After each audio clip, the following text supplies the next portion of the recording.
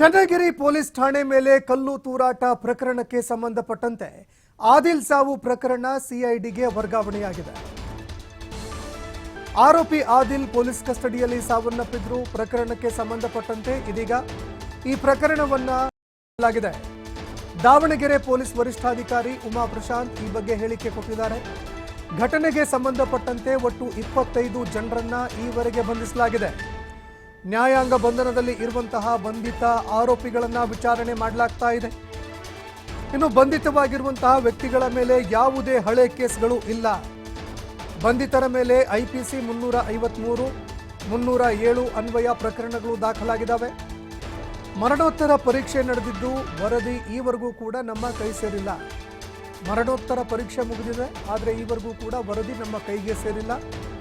ಇನ್ನೆರಡು ದಿನಗಳಲ್ಲಿ ಮರಣೋತ್ತರ ಪರೀಕ್ಷೆ ಬರುತ್ತೆ ಅಂತ ಎಸ್ಪಿ ಅವರು ಇದಕ್ಕೆ ಸಂಬಂಧಪಟ್ಟಂತೆ ಮಾತನಾಡಿದ್ದಾರೆ.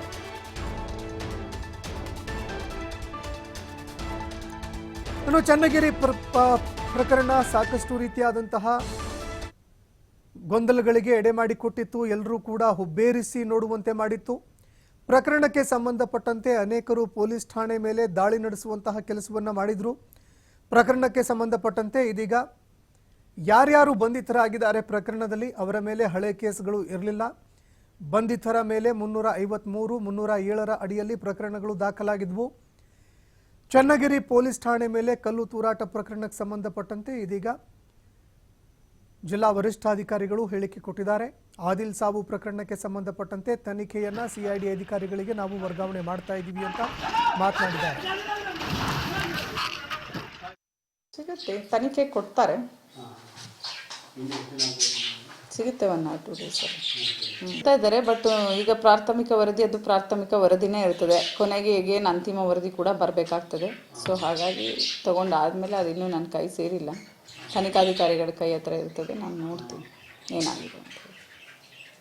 ಸಿಗುತ್ತೆ, ತನಿಖೆ ಕೊಡ್ತಾರೆ,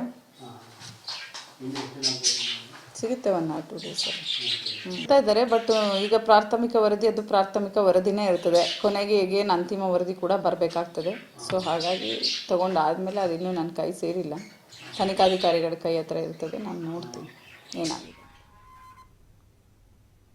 ಇನ್ನು ಪ್ರಕರಣಕ್ಕೆ ಸಂಬಂಧಪಟ್ಟಂತೆ ತನಿಖೆ ನಡೀತಾ ಇದೆ. ಅನೇಕರನ್ನ ಬಂಧಿಸುವಂತಹ ಕೆಲಸವನ್ನ ಪೊಲೀಸರು ಮಾಡಿದ್ದಾರೆ. ಹೀಗಾಗಿ ವಿಚಾರಣೆ ನಡೆದ ಬಳಿಕ ಈ ಗಲಭೆ ಏನಿತ್ತು, ಅಂದರೆ ಪೊಲೀಸ್ ಠಾಣೆ ಮೇಲೆ ನಡೆದಂತಹ ಈ ಒಂದು ದಾಳಿ ಏನಿತ್ತು, ಇದಕ್ಕೂ ಸಂಬಂಧಪಟ್ಟಂತೆ ಅಧಿಕಾರಿಗಳು ಸ್ಪಷ್ಟೀಕರಣವನ್ನು ಕೊಡಬೇಕಾಗತ್ತೆ.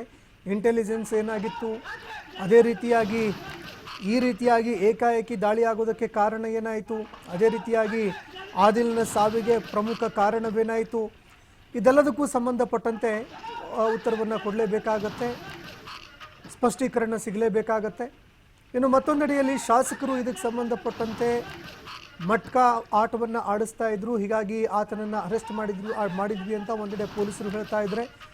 ಮತ್ತೊಂದೆಡೆಯಲ್ಲಿ ಶಾಸಕರು ಈ ರೀತಿಯಾದಂತಹ ಯಾವುದೇ ಪ್ರಕರಣಗಳು ನಮ್ಮಲ್ಲಿ ಇಲ್ಲ ಅನ್ನುವಂತಹ ಮಾತನ್ನು ಹೇಳ್ತಾರೆ. ಹೀಗಾಗಿ ತನಿಖೆಗೆ ಸಂಬಂಧಪಟ್ಟಂತೆ ಮತ್ತೊಂದೆಡೆಯಲ್ಲಿ ಆದಿಲ್ ಸಾವಿಗೆ ಸಂಬಂಧಪಟ್ಟಂತೆ ಹಲವಾರು ಅನುಮಾನಗಳು, ಗೊಂದಲಗಳು ಕೂಡ ಕಾಡ್ತಾ ಇದೆ. ಹೀಗಾಗಿ ಪ್ರಕರಣಕ್ಕೆ ಸಂಬಂಧಪಟ್ಟಂತೆ ವಾಸ್ತವತೆ ಏನಿದೆ, ಸತ್ಯಾಸತ್ಯತೆ ಏನಿದೆ ಅನ್ನುವಂಥದ್ದನ್ನು ಪೊಲೀಸ್ ಅಧಿಕಾರಿಗಳು ರಾಜ್ಯದ ಜನತೆ ಮುಂದೆ ಇಡಬೇಕಾಗತ್ತೆ. ಇನ್ನು ಪ್ರಕರಣಕ್ಕೆ ಸಂಬಂಧಪಟ್ಟಂತೆ ಇದೀಗ ಈ ಪ್ರಕರಣವನ್ನು ಸಿಐಡಿ ಅಧಿಕಾರಿಗಳಿಗೆ ಹಸ್ತಾಂತರ ಮಾಡುವಂತಹ ಕೆಲಸವನ್ನು ಮಾಡಲಾಗ್ತಾ ಇದೆ. ಸಿಐಡಿ ಅಧಿಕಾರಿಗಳು ಪ್ರಕರಣವನ್ನು ಕೈಗೆತ್ತಿಕೊಂಡು ತನಿಖೆ ಮುಂದುವರಿಸಲಿದ್ದಾರೆ.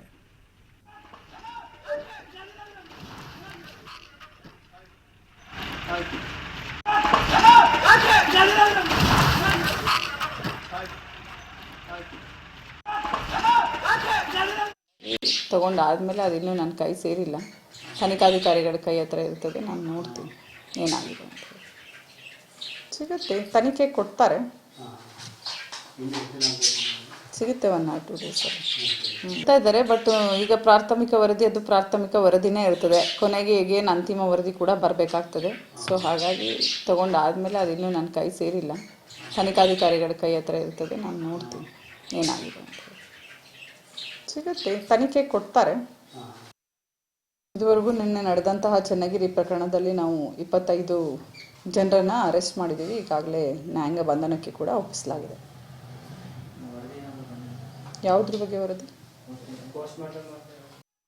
ಇನ್ನೂ ಬರಬೇಕಿದೆ, ಸೊ ಡಾಕ್ಟರ್ ಕೊಡ್ತಾರೆ. ಇಲ್ಲ, ಹಳೆ ಕೇಸಲ್ಲಿ ಇದ್ದವ್ರ ಥರದ್ದು ಯಾರೂ ಇಲ್ಲ. ಹೀಗೆ ಸಡನ್ ಆಗಿ ಗುಂಪಲ್ಲಿ ಪ್ರೊವೊಕೇಶನ್ ಆಗಿ ಈ ಥರ ಮಾಡಿದ್ದಾರೆ. ಹಾಂ, ಚನ್ನಗಿರಿ ತಾಲೂಕಿನವರೇ ಇದ್ದಾರೆ. ಹೊನ್ನೆಬಾಗಿ ಅಲ್ಲೂರು ಇಲ್ಲ. ನಾವು ಕರ್ಕೊಂಡು ಬಂದಿರೋರು ಎಲ್ಲರೂ ಕೂಡ ಇಲ್ಲೇ ನಮ್ಮ ಚನ್ನಗಿರಿ ಅಕ್ಕಪಕ್ಕದ ಊರವರೇ ಇದ್ದಾರೆ. ಹೌದು, ಹೊನ್ನೆಬಾಗಿ, ನಲ್ಲೂರು.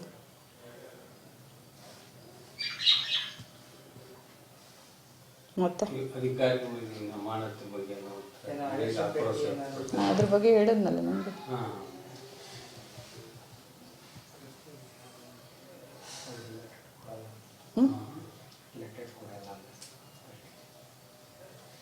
ಇನ್ನೇನು ಇದೆಯಾ?